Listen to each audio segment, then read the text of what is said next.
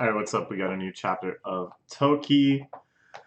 Things are getting pretty crazy. So they've had this great reconciliation match. So what happened was Toki found out that Ryuka had been going easy on her. She was very offended by this. She wanted to play a match against Ryuka with Ryuka using her full strength so that they could more honestly communicate with each other and hopefully become closer again. Ryuka finally agreed to it, even though she really has a policy of never playing to her full strength. And quickly we found out why. She started just destructoing everyone. She Yakumaned, and the whole time she wasn't getting any sort of joy or satisfaction from this beat down. Instead, just wishing she could go back to the fun days of playing mahjong, just goofing around. Full power is simply untenable for her. She finds it boring. She finds it tiresome. She finds it cruel. She doesn't like the person she becomes when she unleashes her full imperial wrath, as was the title of the last chapter. This chapter, of course, though, is called Blooming. So something much nicer could happen, maybe? It's 3 triplets. She's gonna meet Suanko. Try to entertain her. Not the kind of opponent we can hope to entertain. Ooh, even the president looks extremely worried. These endless points born from Ryuka's feeling of emptiness rule the place. Okay, Toki's hand actually not bad. A little slow, but she's got a triplet including a red Dora. She's got a side weight. She's got a pair of winds, so she can maybe end up with like a double pair weight with either East Wind or Green Dragon. Her hands are not in bad shape. This girl, it's not bad either. You could advance pretty quickly. And, ooh, you might be in some trouble.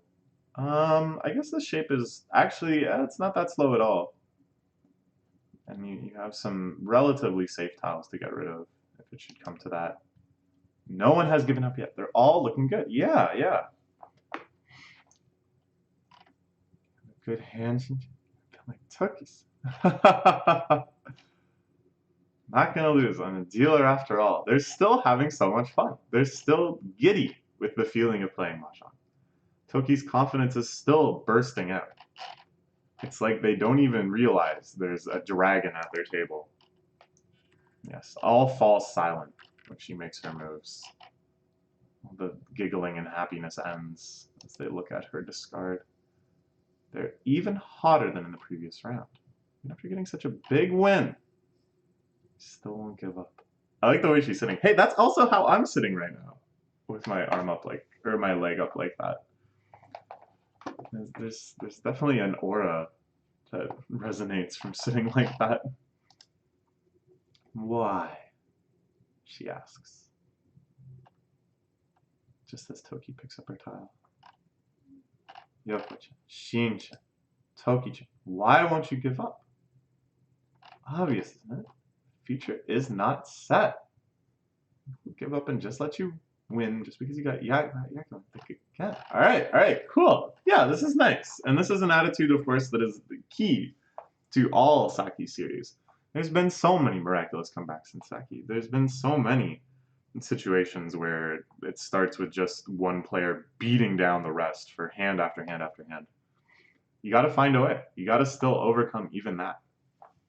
The future is not yet set. And of course, Toki talking about the future, even though her power is based around the fact that the future is set, whatever, she still thinks she sees that future approaching. Ooh, I lost my concentration. She put her leg down. I guess that means the power is somewhat deactivated. Oh, and this is the East Wind. This was one of the tiles in Toki's hand. Has she actually structured the pair weight around that? Okay. So she has, I guess, a pair of East Wind. She's not calling it. Ooh, did she actually get Suanko? Is it actually back-to-back Yakumans? Because that's, like, pretty unprecedented in any Saki series. Full power Yuka. Now, to be fair, everyone she's playing against is actually pretty weak compared to the caliber of player we typically see in Saki.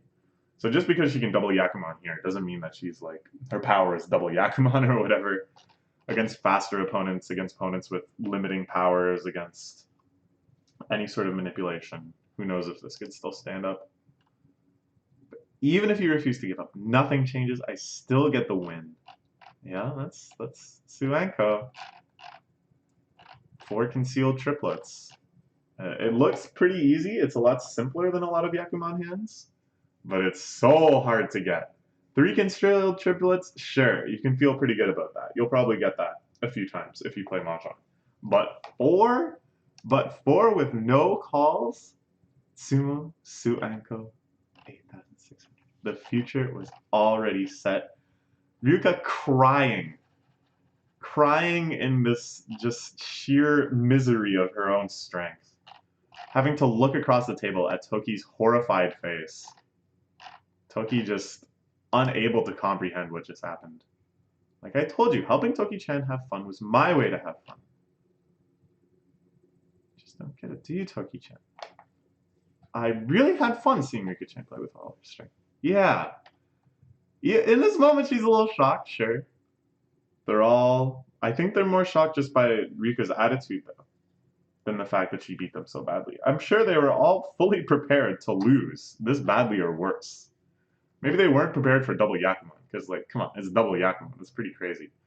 But this is the outcome they kind of wanted. Don't you think it's strange? If it's true that Ryuka-chan has fun by helping me have fun, then why aren't you having fun now, eh? Explain that to me. Yeah, because she's still having fun. I'd be okay with it now, but when you become fussy over winning or losing, there's no way you're going to like an opponent who is much too strong for you. Yes, and this again, a pretty common theme of Saki. We saw this with Koromo-chan, nobody wanting to play with her, she's just so strong, and then Saki just completely blew her mind with that legendary statement of Mahjong is fun. and here I hope that Toki says something similar. You know, the situation is a little different. It's not in the dead of the match. It's not right before Saki makes her supremely awesome, miraculous comeback that I'm probably just going to watch again right after finishing this chapter because it never ever gets old. But it's the fact that Saki, it's the fun. It's the emphasis on fun. It's saying, no, I really am having fun. Just like there are people who tell you how important you are to them, but they won't stay by your side, there are even more people who say they're having fun when they really don't. I only didn't want you to hate me, Toki-chan. That's pretty good. Didn't want you to hate me.